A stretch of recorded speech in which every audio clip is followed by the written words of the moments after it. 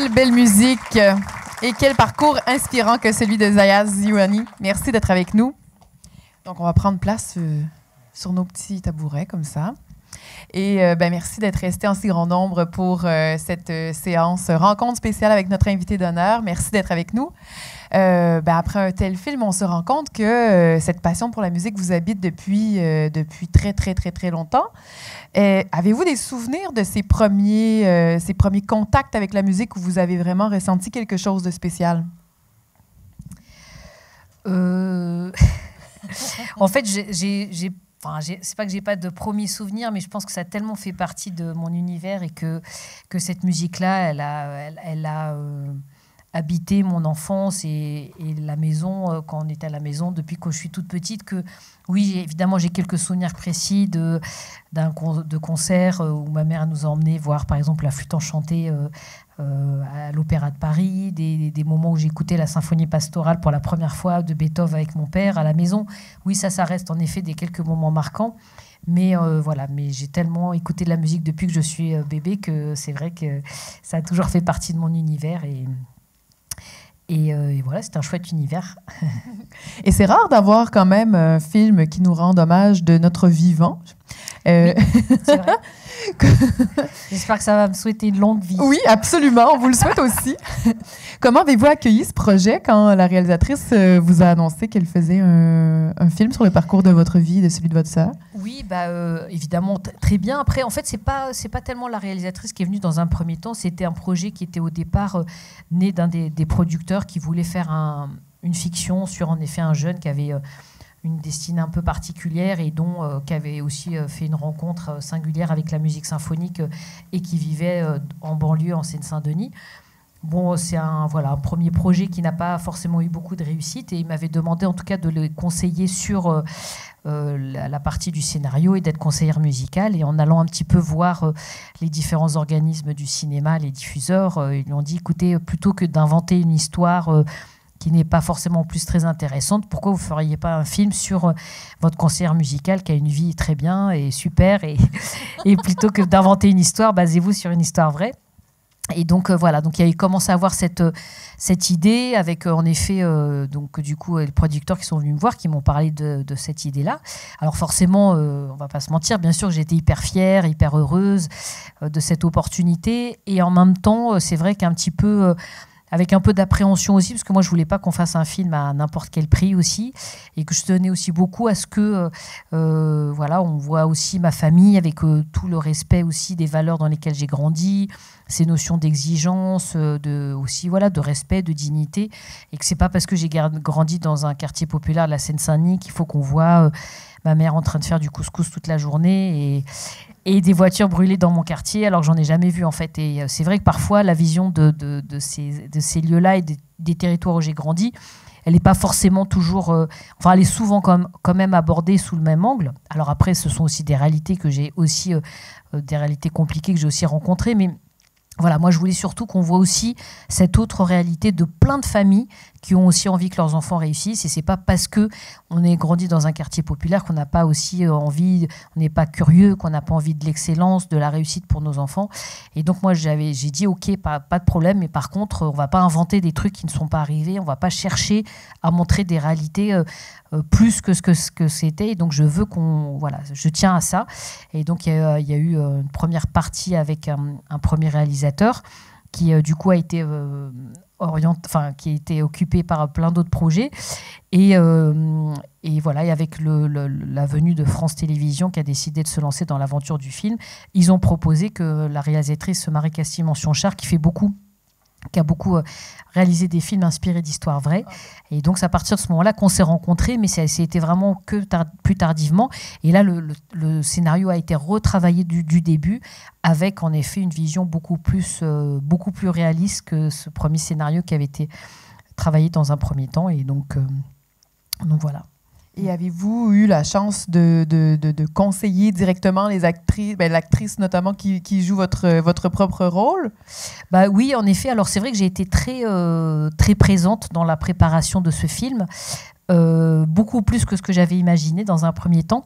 Mais après, c'est vrai qu'il faut aussi se rappeler que c'était dans la période aussi de la crise du Covid. Donc c'est vrai qu'entre deux moments un petit peu d'accalmie, pendant une petite accalmie entre deux crises de Covid, il y a eu cette mise en production du film qui s'est faite un peu rapidement. Et donc moi, j'avais beaucoup travaillé avec la réalisatrice dans un premier temps sur le scénario, en tout cas pour échanger avec elle, pour qu'elle ait des éléments de compréhension de notre histoire, pour écrire le scénario. Et ensuite, quand il y a eu cette mise en production du film, ça s'est fait assez rapidement. Et donc, elle avait déjà choisi de caster un certain nombre d'acteurs et d'actrices, et dont les deux comédiennes qui jouent nos rôles respectifs à ma sœur Fetouma et moi-même. Et donc, elle me disait, moi, je voudrais que ça soit Oulaya Mamra qui fasse ton rôle. Elle avait été la voir sur d'autres tournages. Simplement, moi, je ne connaissais pas du tout son lien avec la musique. Et moi, je lui ai dit, écoute, là, il n'y a qu'une seule chose qui pourrait m'embêter dans tes choix, c'est qu'elle soit complètement arythmique et qu'elle ne sente pas la musique. Parce qu'après, forcément, je ne demande pas forcément de former un chef d'orchestre et de la faire devenir un chef d'orchestre en quelques semaines, mais en tout cas, qu'elle puisse ressentir la musique. Et ça a été en fait une formidable rencontre avec cette comédienne qui, en plus, qui a aussi des points communs dans son parcours avec le mien, mais qui est aussi une jeune femme très exigeante dans son travail et qui a fait beaucoup de danse classique. Donc même si elle connaissait pas grand-chose à l'univers de la musique classique, mais en tout cas, elle avait un rapport très élégant à son corps, aux gestes, et elle ressentait beaucoup la musique. Et ce qui fait que ça a été alors un gros travail, mais ça a été un travail agréable à faire ensemble, et où je lui ai appris à ressentir la musique, à comprendre les directions musicales que moi je donne ou que je donnerai en tant que chef d'orchestre. Je lui ai parlé aussi beaucoup de mon histoire pour que elle arrive à diriger. Et donc en fait, le challenge pour elle en tant que chef d'orchestre, comme pour l'autre comédienne qui jouait le rôle de ma sœur Fetouma, c'était pas uniquement d'être une chef d'orchestre et d'être une violoncelliste, mais c'est aussi de me ressembler, de ressembler à Fetouma avec les expressions qu'on peut avoir. Donc on a passé beaucoup de temps ensemble. Elle est venue beaucoup me voir en répétition. Elle a regardé aussi des images d'archives. Et je dois dire que même moi, ça m'a bluffé de voir certains mimiques ou des habitudes que j'avais. Je ne m'en rendais pas forcément toujours compte en plus. Ou même mon frère qui m'a dit, quand il a vu la première fois le film, il dit « Mais c'est dingue, j'ai l'impression de te revoir quand tu avais 18 ans. » Donc c'est vrai qu'elle a fait un super bon travail là-dessus. Et puis après, il y a eu le coaching de ces deux comédiennes, mais aussi de la partie musicale, puisque aussi c'est pareil, les œuvres musicales, elles ont un lien fort avec mon histoire, mes envies, les premières œuvres que j'ai dirigées avec Divertimento. Ma sœur Fetouma, c'est pareil. Donc en fait, rapidement, on se retrouvait un petit peu dans la dimension opérationnelle, parce qu'on avait très peu de temps pour préparer le tournage. Et que les deux personnes les plus à même de comprendre ce que c'était, c'était ma sœur et moi. Donc en fait, on a été pas mal sollicités pendant le tournage. Et je dois dire que c'était très instructif de comprendre comment se déroule un tournage. Et en même temps, parfois assez déroutant et parfois même assez dur. Ouais. D'assister en fait à des scènes de sa vie. Oui. Alors parfois dans les côtés rigolos et beaux, et puis parfois dans les côtés beaucoup plus difficiles. Et c'est vrai que tout ce que je trouve très bien dans le film, très réussi, c'est les scènes de famille. Bon, comme ce sont des scènes où il n'y a pas de musique, moi ce sont des scènes auxquelles je n'ai pas souhaité assister, parce que je voulais aussi laisser la réalisatrice lui laisser de l'espace et ne pas être présente forcément tous les jours. Et donc forcément j'ai été présente dans les moments de scènes de musique pour accompagner la comédienne. Et c'est vrai que c'est aussi des moments qui sont difficiles au lycée Racine, des moments difficiles aussi avec le professeur de direction d'orchestre, même si avec mon professeur, je garde des souvenirs d'exigence, mais pas durs. Mais par contre, il y a d'autres scènes qui étaient compliquées, donc de les revivre et d'assister quelque part, comme si on assistait un peu à sa vie, mais de l'extérieur. C'était à la fois très étrange et parfois un peu difficile. Et donc voilà, donc ça a été, c'était pas de tout repos ce tournage. Ça doit être très particulier de revivre tout ça, effectivement. Est-ce qu'on a des questions dans la salle? Oui. Bonsoir. Merci pour ce film, c'était très émouvant, très touchant. J'avais une question vis-à-vis des musiciens qui étaient venus sur le tournage. Je me demandais si c'était eux qu'on entendait jouer et si c'était comment s'étaient faites les sélections finalement de ces musiciens-là, est-ce qu'ils venaient de conservatoires de la région parisienne ou d'ailleurs voilà. Alors oui, en effet, c'est une excellente question parce que alors c'est pas facile de filmer de la musique et puis du coup de l'enregistrer. Alors comme il y a pas du tout de musique originale dans ce film puisque toute la musique du film est basée sur des œuvres symphoniques. Et c'est vrai qu'au départ, le challenge et ce sur quoi on s'est mis d'accord avec la réalisatrice, c'est que on voulait que ça soit réaliste, que ce soit crédible. Et donc, on partait beaucoup sur que ça soit crédible à l'image. Et donc, de travailler beaucoup sur la gestique, notamment par exemple de la chef d'orchestre ou de la comédienne qui joue le rôle de Fetouma. Alors après, la comédienne qui joue le rôle de Fetouma, elle était violoniste, elle a une formation de violoniste, elle a beaucoup travaillé le violoncelle, elle a passé des semaines et des semaines à travailler avec ma sœur. Donc c'est vrai quand on la voit, on voit jamais que le visage ou que les mains, on la voit quand même dans sa globalité. Donc c'est vrai que c'est assez bien réalisé ce travail-là. Alors forcément, il y a peut-être une séquence de quelques secondes où la réalisatrice, elle n'a pas souhaité qu'on réenregistre la musique derrière, mais évidemment, à chaque fois, ça a été... on a réenregistré sa musique parce qu'elle est comédienne. Après, c'était aussi un vrai... là où on n'avait pas forcément toujours la même approche avec la réalisatrice, mais bon, il faut aussi accepter parce qu'on a accepté qu'elle elle traite notre histoire à l'image. Et donc, autant moi, je suis la chef quand je suis devant mon orchestre, la chef sur un plateau, c'est la réalisatrice. Donc, il a fallu aussi accepter aussi qu'elle traite notre histoire de cette façon-là et que parfois on n'est pas forcément toujours les mêmes visions des choses et notamment sur la gestion de la musique. Et donc le fait d'avoir des musiciens, alors il y a eu des musiciens qui ont été castés par ses soins à elle, certains que nous on a proposés aussi. Forcément les musiciens de Divertimento, comme on a tous pris 25 ans dans la vue, c'était pas possible de s'appuyer sur eux. Parce que voilà, forcément, même si on a aussi des jeunes qui ont intégré l'orchestre, donc en fait l'idée ça a été qu'il y a eu en effet des appels à candidature dans plusieurs conservatoires de la région Île-de-France, et au départ un peu un casting qui a commencé à se faire de façon un petit peu assez décousue. Et avec ma sœur Fetouma, on a beaucoup insisté, et ça c'est un des sujets sur lesquels on n'a pas lâché, c'était une de nos exigences. En fait, on avait surtout deux exigences, c'est que la musique qui devait être enregistrée, elle soit enregistrée par le vrai Divertimento, et qu'on n'aille pas à Prague ou Budapest pour enregistrer les musiques, comme souvent des fois ça se fait, parce que ça aurait été quand même assez dommage, pour pas dire autre chose que voilà, qu'il y ait un film sur un orchestre et que ça soit un autre orchestre qui l'enregistre. Donc ça, c'était une de mes conditions. Il faut que ça soit Divertimento qui enregistre. Et l'autre condition, c'était de dire qu'on ne va pas aller chercher des jeunes d'une autre ville ou de Vincennes ou de villes qui n'ont pas du tout de points communs avec la ville de Stein, par exemple, où l'orchestre est né. Et que du coup, ce sont des musiciens de l'Académie de Divertimento d'aujourd'hui, qui sont des musiciens, des jeunes qui sont à Stein aujourd'hui, et que ce soit ces jeunes-là qui incarnent les jeunes que l'on était il y a 25 ans. Donc par exemple, il y en a quelques-uns, comme la jeune qui s'appelle, je crois, Gaëlle, une violoncelliste d'origine haïtienne, elle fait partie de notre académie. Il y en a qu'on voit dans la scène du centre social, dans l'orchestre, dans les jeunes qui incarnent Stein. Il y en a beaucoup qui sont de notre académie, qui sont de Stein. Et ça, pour nous, c'était cette exigence-là, parce que aussi philosophiquement, ce qui est difficile, c'est pas tellement de faire commencer un enfant, mais c'est de l'amener à jouer 10-15 ans plus tard, avec l'exigence que ça demande. Et ça, c'est un des paris réussis de notre académie, c'est qu'on a réussi à les amener jusque-là. Donc en fait, cette diversité que l'on voit, cette diversité sociale, culturelle, vu qu'elle existe dans la réalité, ça ne servait à rien d'essayer de la provoquer artificiellement, alors que c'est le fruit de notre travail. Donc c'est pour ça qu'on a demandé à ce qu'eux puissent faire partie de l'aventure de ce film.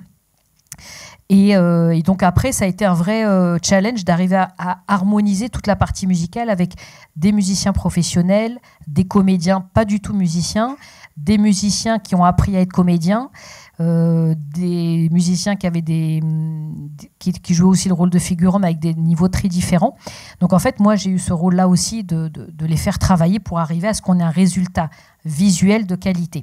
Mais le résultat visuel, petit à petit, c'est aussi transformé en un résultat musical plutôt assez correct, mais pour moi pas suffisant pour incarner, parce que ce projet, c'est pas juste de montrer deux jeunes filles qui sont persévérantes et combatives. Ça n'a pas beaucoup de valeur si on montre des personnes combatives, mais qui font un travail qui n'est pas de qualité ou qui n'est pas d'excellence. Et c'est là où il a commencé à avoir des divergences de point de vue avec la réalisatrice. Et donc, il y a quelques scènes, donc il a fallu qu'on fasse aussi des compromis les unes et les autres. Il y a quelques scènes qui sont vraiment le fruit du tournage. et d'autres scènes où c'est Divertimento qui a enregistré en studio après, et parfois un mélange un petit peu des deux pour garder l'esprit du tournage et rajouter malgré tout la dimension orchestrale et professionnelle qui est l'orchestre d'aujourd'hui, voilà, et qui était aussi la qualité de Divertimento de l'époque. Voilà. Donc la gestion de la musique, ça a été une gestion assez complexe, pas que pour ces histoires de divergence de point de vue, mais assez complexe d'une façon générale. Et puis là où on a fait aussi un gros travail, et c'est une idée de la réalisatrice que je trouve très intéressante, c'est aussi d'associer, parce que moi je lui ai expliqué que voilà, encore maintenant, parfois je suis un peu dans mon monde, voilà, avec la musique, et que moi j'ai passé aussi beaucoup de temps à faire en sorte, et c'est encore le cas aujourd'hui, que la musique elle ait sa place partout.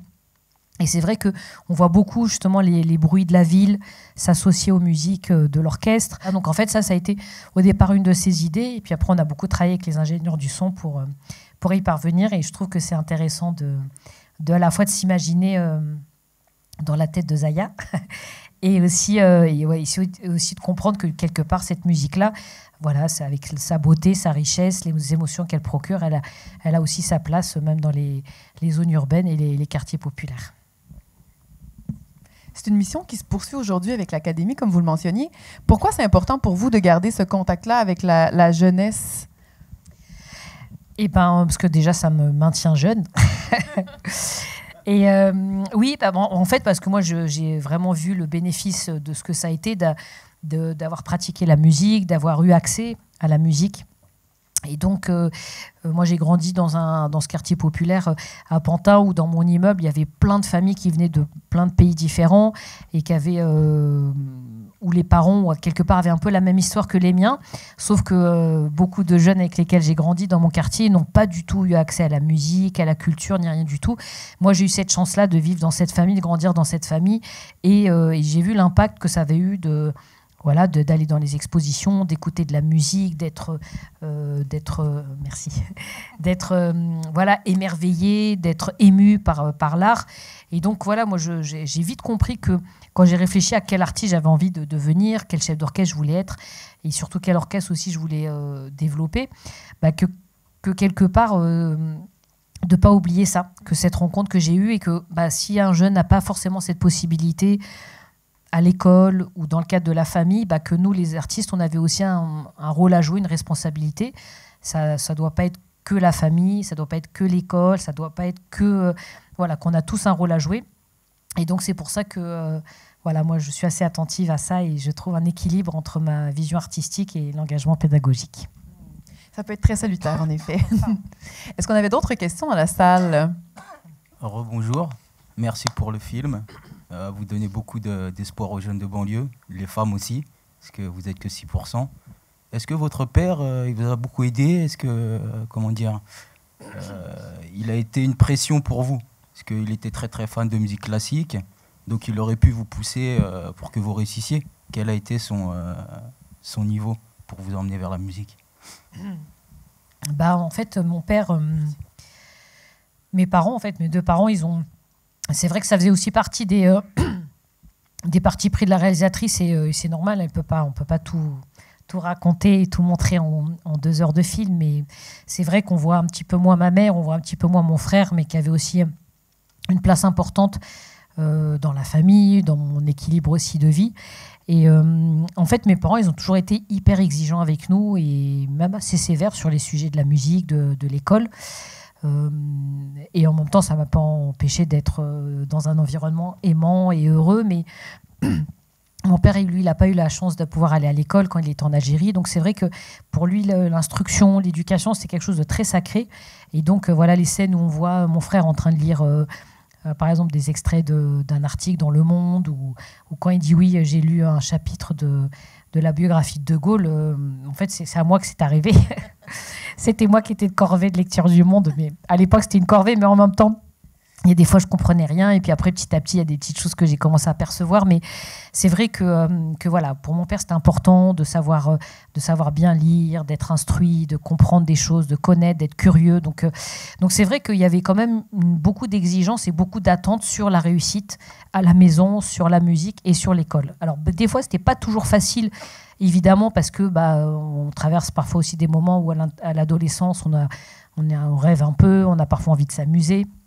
Et en même temps, la musique, c'est un art qui est tellement exigeant qu'on sait que voilà, pour se faire plaisir, il faut progresser. Pour progresser, il faut travailler. Donc, bon, voilà, il y a des moments où mes parents, ne connaissant pas la musique, parfois, ils avaient des exigences vis-à-vis de la musique qui étaient un peu élevées ou un petit peu dures.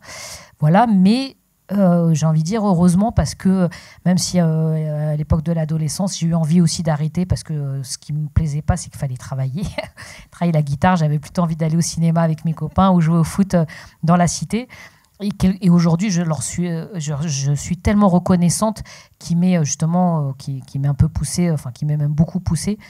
Donc voilà, donc en fait, mes parents, ils ont une place très importante et continuent aussi aujourd'hui à l'avoir. Et c'est vrai que je pense que je ne ferais pas la carrière que je fais aujourd'hui si je n'avais pas eu aussi leur soutien, et puis leur soutien même quotidien, dans même la logistique de tous les jours. Et pendant aussi souvent très longtemps, on préjugeait aussi de la capacité des femmes à être chef d'orchestre parce que c'est pas forcément compatible avec une vie de famille, d'être maman. Alors c'est ce qui se disait. Moi, j'ai fait 90 concerts pendant que j'étais enceinte et j'ai continué à en faire beaucoup juste après. Donc, et aujourd'hui, je mène cette carrière-là parce que j'ai aussi, grâce à eux, ce soutien derrière. Ils m'aident beaucoup dans la logistique. Là, pendant que je vous parle, c'est eux qui s'occupent de ma fille ce soir. Donc, bon, voilà, tout ça pour dire qu'ils ont toujours été très présents et que cette exigence-là, elle m'a beaucoup guidée parce que le métier de chef d'orchestre, c'est un métier qui est méga exigeant. Et donc, entre l'exigence de mon père à la maison et de ma mère aussi, et de mon professeur de direction d'orchestre, je dois dire que j'ai plutôt été bien préparée à l'adversité et aussi à la difficulté de ce métier et des difficultés que j'allais rencontrer après. Je suis désolée, j'ai intervenu tout de suite parce que c'était vraiment... et en fait, c'est magnifique tout ce qu'ils vous ont apporté, tout, comment vous le racontez. Et quand même, je ne peux pas m'empêcher de vous demander de vous dire « et la langue ?» Et la langue. La langue, c'est-à-dire cette langue que vous ne parlez pas de ce que j'ai vu dans le film, au détriment ou oui, pas. Après, oui, après, il y a la langue, après une culture, bien sûr que la langue, elle est hyper présente et importante, et en même temps, il y a plein d'autres choses sur lesquelles j'ai jamais perdu contact avec mes racines, justement, et mes parents, ils ont été très attentifs à ça. Donc voilà, après, c'était des parents aussi qui étaient peut-être un peu insouciants et naïfs à l'époque, et malheureusement, c'est vrai, hein, ce qui est raconté dans le film, c'est que à l'époque, nos pédiatres disaient si vos filles elles parlent arabe à la maison, elles vont pas réussir à l'école. Donc mes parents, ils venaient d'arriver d'Algérie, ils ont écouté ce qu'on leur a dit. Donc moi, je comprends l'arabe, je le parle pas, mais je le comprends. Et aujourd'hui, par exemple, moi j'ai travaillé pendant presque 10 ans à la tête de l'Orchestre national d'Algérie. Je mets beaucoup en valeur des musiques de tous les continents et j'ai passé beaucoup de temps aussi à mettre en valeur les cultures de l'Afrique du Nord et du monde arabe par rapport aussi aux liens, pas juste pour faire de la musique arabe parce qu'il y a des musiciens spécialisés qui font ça très bien, mais aussi parce que dans le pourtour méditerranéen et dans plein d'endroits, il y a des compositeurs du grand répertoire qui se sont inspirés des cultures d'Afrique du Nord, de l'Espagne, de l'Asie, de l'Italie, de plein de pays, et que j'aime bien montrer aussi que notre histoire, elle s'est construite avec ces rencontres. Donc voilà, même si je ne parle pas la langue, il y a plein d'autres choses où j'ai toujours gardé le contact avec mes origines. Et je dois dire que mes parents ont été vraiment au top dans notre éducation parce qu'ils ont toujours été très impliqués dans le fait qu'on comprenne la culture du pays où on a grandi, dans le respect des valeurs de la République et tout ça. Et exactement de la même façon avec notre pays d'origine. Et voilà, et c'est cette richesse de cette double culture qui m'a aussi beaucoup inspirée sur la façon dont je fais mon métier aujourd'hui. Merci. On avait une question là derrière, oui. Oui, mais merci beaucoup, c'était super. Merci d'être avec nous aussi, de nous raconter, nous mettre en mots le super film. Moi, je voulais connaître un peu les suites de Divertimento. Est-ce que les personnes qui ont commencé avec vous sont toujours là? Enfin, comment va l'orchestre? Est-ce qu'il y a eu beaucoup de mouvements? Enfin voilà, si vous pouvez nous parler de votre orchestre. Oui, alors l'orchestre va bien. On a fêté nos 25 ans en 2023. Donc voilà. Donc après, d'avoir une bonne idée, c'est bien. De la maintenir dans la durée, c'est ça qui a été un peu le challenge et qui continue à l'être aujourd'hui d'ailleurs. Après, il y a des musiciens qui sont toujours présents depuis 25 ans, d'autres qui sont présents depuis 20 ans, d'autres depuis 15 ans, d'autres depuis 10 ans. C'est un projet qui s'est quand même beaucoup construit sur la fidélité entre musiciens, entre les musiciens et moi-même, entre moi-même et mon lien avec certains d'entre eux. Après, forcément, la vie nous amène parfois à aller dans d'autres directions. Donc c'est aussi pour ça qu'il y a des musiciens qui ne font plus partie de cet orchestre, certains qui ont déménagé, qui sont partis. Aussi parce que le projet il a grandi, il a évolué et qu'il n'a pas le même niveau artistique. C'est comme un petit peu une équipe de foot qui passe de nationale en Ligue 2, puis de Ligue 2 en Ligue 1, et puis de Ligue 1 en Ligue des Champions. C'est pas forcément avec les mêmes joueurs qu'on franchit ces étapes-là et qu'on relève les nouveaux challenges. Donc il y a des musiciens qui sont à mes côtés, qui sont ce socle très solide, qui sont là depuis très longtemps, et puis d'autres, et parfois certains qui font un bout de chemin et qui continuent ailleurs par la suite. Et j'essaie toujours d'avoir cet équilibre entre justement des musiciens qui sont là depuis longtemps et si je veux reprendre un peu les analogies avec le sport, on a besoin d'avoir du temps de jeu ensemble et puis après d'avoir aussi des nouvelles énergies qui intègrent l'orchestre et on essaie de repérer ensemble des jeunes musiciens qui entrent dans le milieu professionnel, des jeunes que nous formons aussi dans le cadre de notre académie. Et c'est vrai que l'orchestre, en 25 ans, il a développé un projet qui aujourd'hui est assez singulier, qui est assez abouti, même si on a encore plein de choses à expérimenter, plein de choses à développer. Mais en tout cas, ce qui est assez sûr, c'est que on s'est aussi rendu compte que dans pas mal d'endroits où on allait jouer, le fait d'investir des territoires ruraux, des territoires urbains, qu'on avait aussi besoin d'y donner des concerts, mais qu'on avait surtout aussi besoin de fédérer des publics sous toute leur diversité, et que pour ça, il fallait prendre le temps d'aller rencontrer les habitants, les publics, dans les écoles, les lieux culturels, les centres sociaux, les maisons de quartier, enfin bref, là où les gens vivent tout simplement. Et que c'est comme ça que petit à petit, on a réussi à avoir de plus en plus de monde au concert et surtout d'avoir une grande diversité de public à nos concerts. Alors tout ça, ça ne s'est pas construit en une journée, hein, c'est un travail de 25 ans. Et du coup, le troisième axe, c'est que moi, je trouvais que j'étais hyper heureuse de voir des jeunes venir assister et des jeunes enfants, notamment dans le cadre de concerts éducatifs, de concerts, de venir assister à nos concerts. Mais je trouvais ça triste de ne pas les voir pratiquer la musique. Donc, c'est comme ça qu'on a développé notre académie. Et donc voilà. Donc, en fait, aujourd'hui, il y a un projet d'orchestre avec les concerts, toute cette philosophie de découverte de la musique et la formation dans le cadre de notre académie. Donc on a aussi des musiciens qui sont de très bons musiciens d'orchestre, mais qui apportent aussi chacun une expérience, une expertise, une qualité qui nous permet aussi de pouvoir aborder ce projet dans sa globalité. Et c'est pour ça que du coup, on a aussi des musiciens qui ont rejoint l'aventure petit à petit pour nous permettre d'être en capacité de gérer ce projet. Et c'est vrai que vous avez pu voir... alors j'anticipe parce que j'ai toujours la question de savoir est-ce que la dernière scène du film allait exister. Donc du coup, je ne vous dirai pas oui ou non. En tout cas, ce que je veux vous dire, c'est qu'elle incarne bien le fait que c'est un choix pour un musicien de venir travailler à Divertimento. Et donc on vient par choix. Et moi, c'est aussi un choix que je fais de travailler avec eux.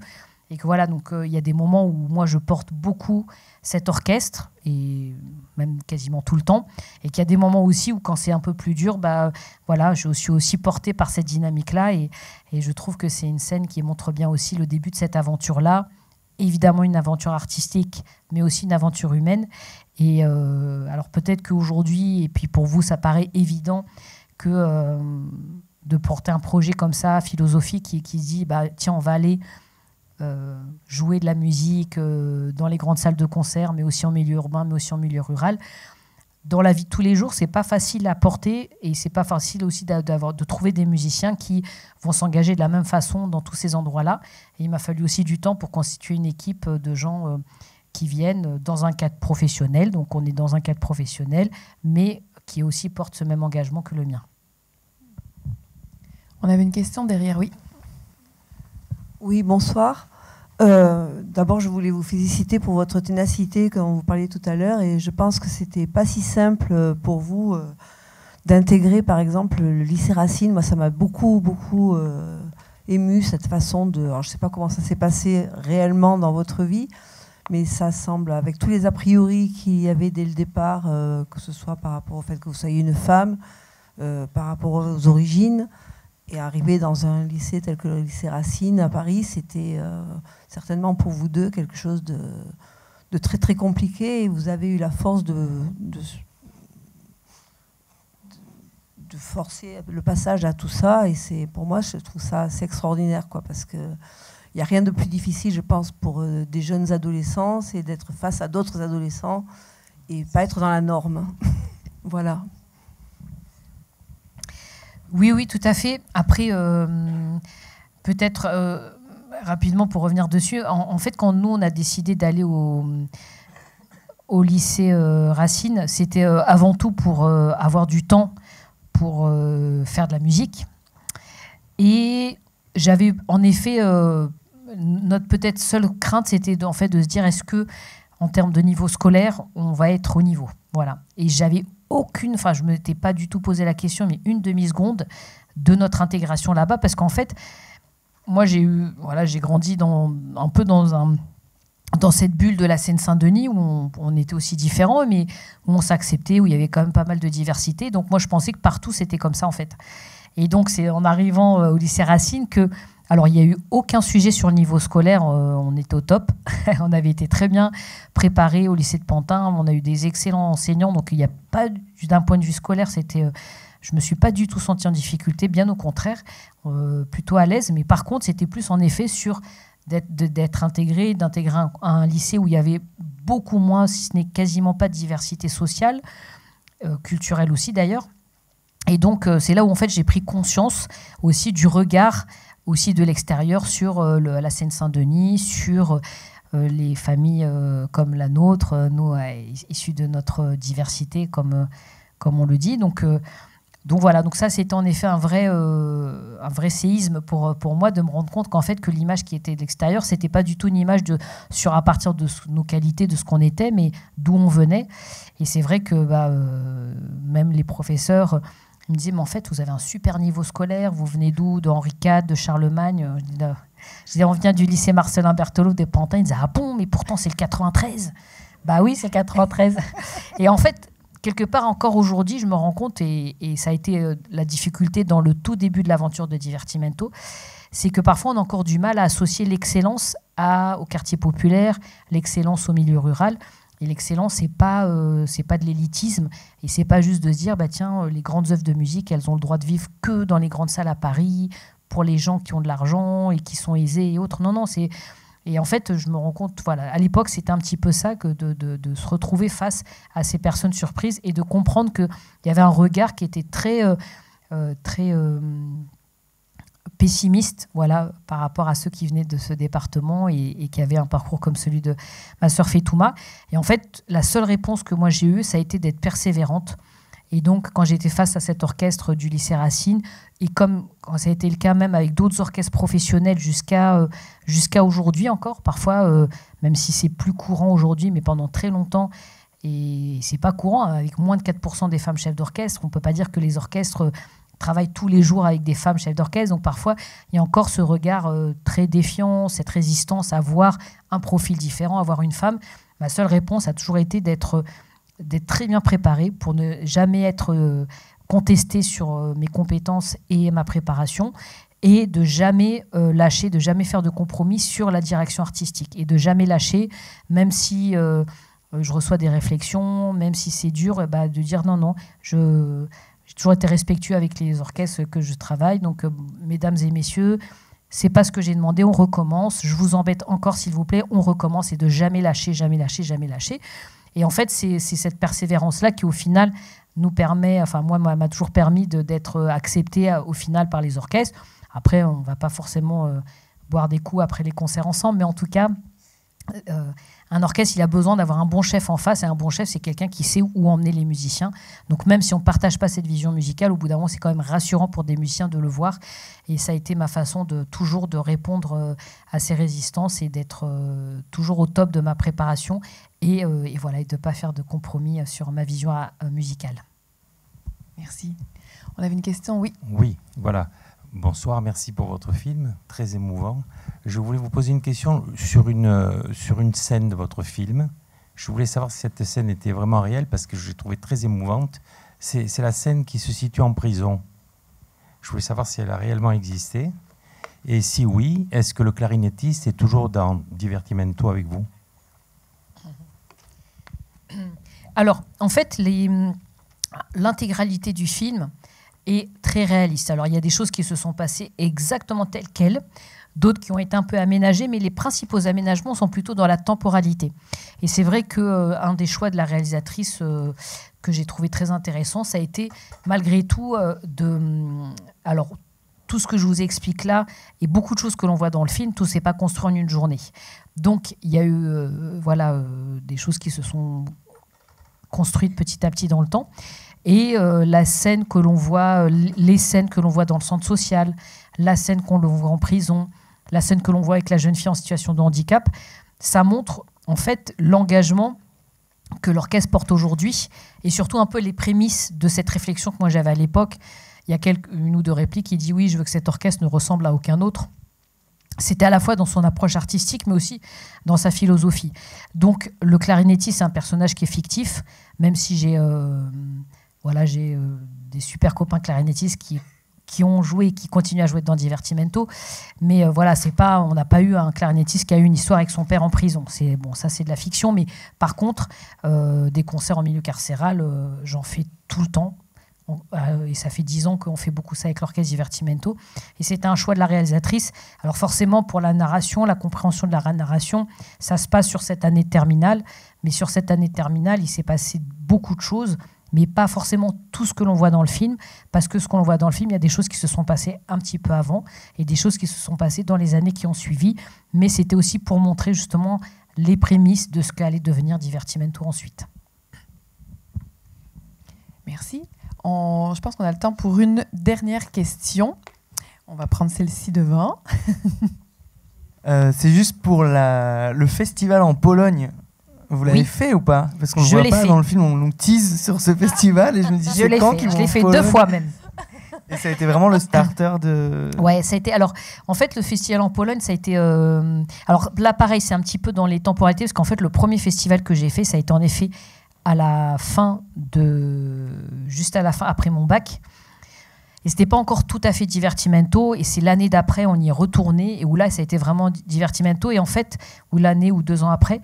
Et c'est vrai que, en fait, ça a été ce festival-là qui a été à la jeunesse de la création de cet orchestre.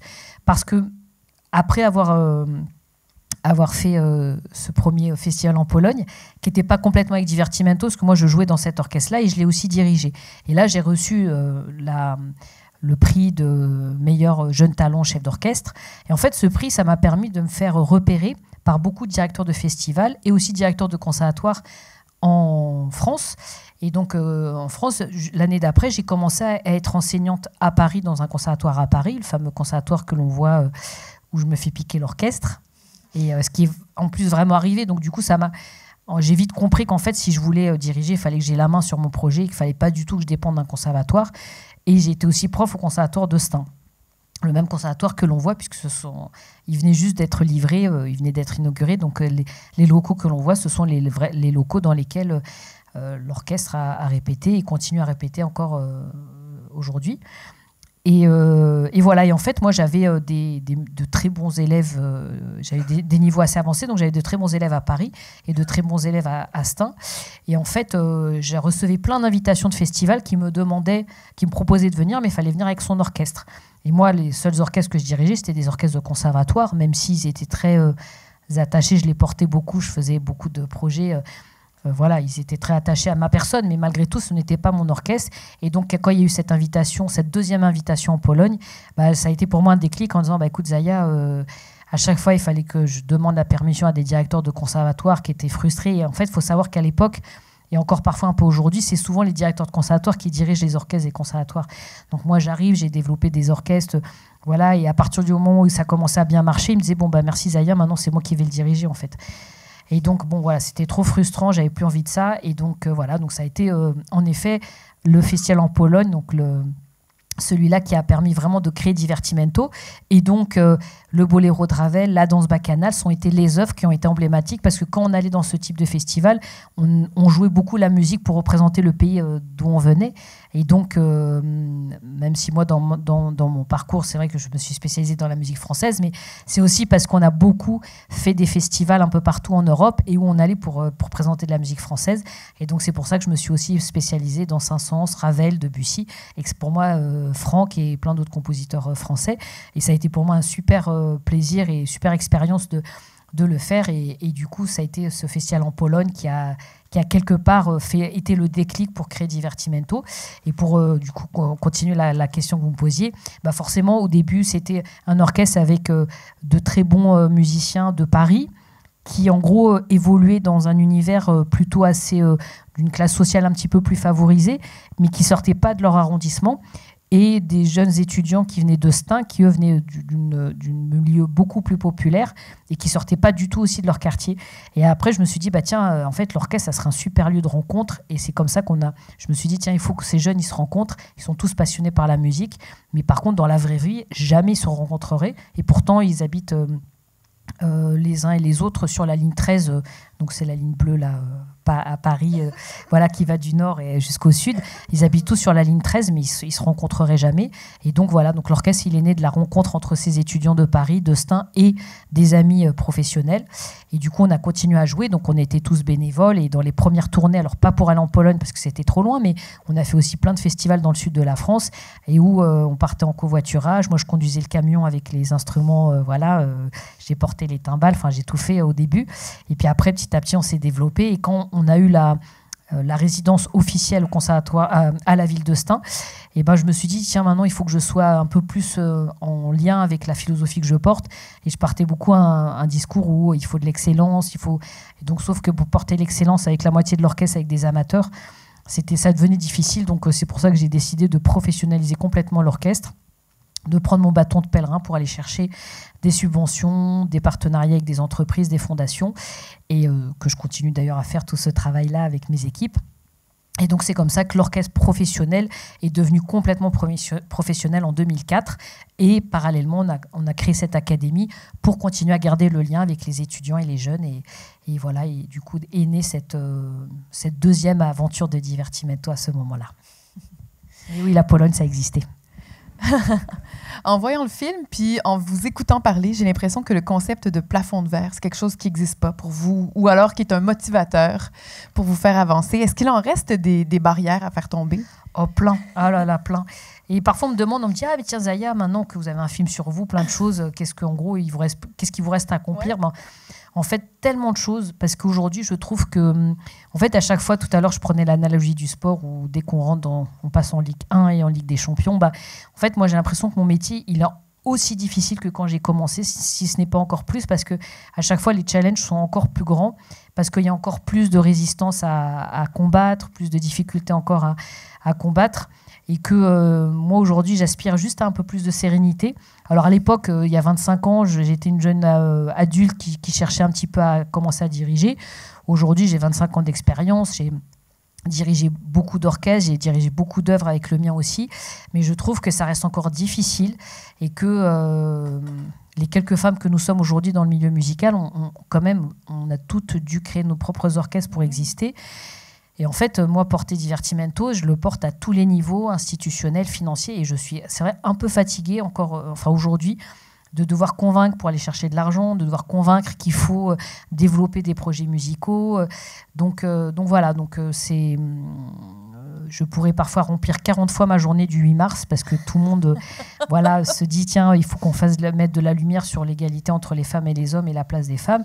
Mais le reste de l'année, je trouve qu'il y a un énorme travail à faire parce que les salles de concert ne programment pas beaucoup les femmes chefs d'orchestre, ou les quelques fois où on est programmé, c'est avec nos orchestres, que les orchestres nationaux ne programment pas beaucoup, ne nomment pas des femmes à la tête des orchestres. Enfin voilà, il y a un travail de dingue à faire. Et donc voilà, donc aujourd'hui, moi je suis assez convaincue et je suis contente d'avoir monté mon propre orchestre, un orchestre indépendant, avec des idées qui me tiennent à cœur.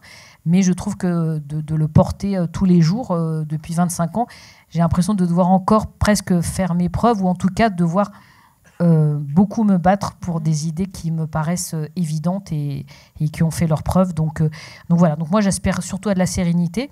Et puis, après, il y a plein de choses que j'ai aussi envie d'accomplir, puisque les projets qu'on développe en France, maintenant, il y a plein de pays qui me demandent aussi de contribuer un petit peu à faire évoluer la musique, la dynamique musicale. Donc là, je reviens d'Australie où j'ai fait un long voyage pour aussi diriger, puis rencontrer plein de professionnels de la musique, développer les projets de notre académie en Afrique aussi. Donc voilà, l'international, ça m'intéresse aussi pour aller un peu aussi développer ça ailleurs. Et puis notre force avec l'orchestre, et je finirai avec ça, c'est d'être mobile, d'être nomade. Mais on a aussi aujourd'hui besoin de s'ancrer quelque part, et donc c'est un peu un challenge aussi de trouver un lieu d'accueil, en tout cas parce que Stein, on continue à y répéter, mais ça reste un endroit qui est assez petit. L'orchestre fait des projets parfois avec beaucoup de musiciens, jusqu'à 100-120 musiciens, avec aussi les jeunes de notre académie. Et donc, on voudrait trouver une salle qui permette aussi d'expérimenter des nouveaux concepts artistiques, puisqu'on essaie toujours d'expérimenter des nouvelles formes. Et c'est ce qui nous manque aujourd'hui. Donc, d'être toujours en contact avec les territoires, avec les publics, mais d'avoir un lieu à nous. Donc, c'est un peu mes objectifs des prochaines années là. On vous le souhaite. Et puis, j'ai l'impression que les 25 prochaines années ne seront pas ennuyantes. Merci à tous d'être venus. Et merci, Zaya Ziouani. Ça a été un plaisir pour le Festival Musique et Cinéma. Merci de votre accueil. Merci. Merci.